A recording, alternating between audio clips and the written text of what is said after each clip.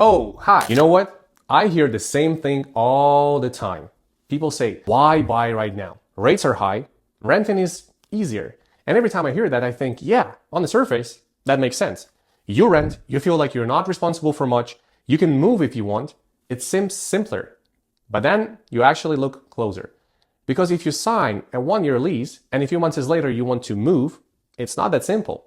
There are conditions, there is responsibility, and sometimes there are real costs. And that is usually where I ask, how different is that really from owning? Yes, a mortgage is a serious commitment. Yes, the numbers on paper can feel a little overwhelming, especially when you look at 25 or 30 years mortgage. But here's what I've noticed. People who bought and stayed for a few years almost never regret the decision to buy. Not because prices went up, but because life stops feeling temporary.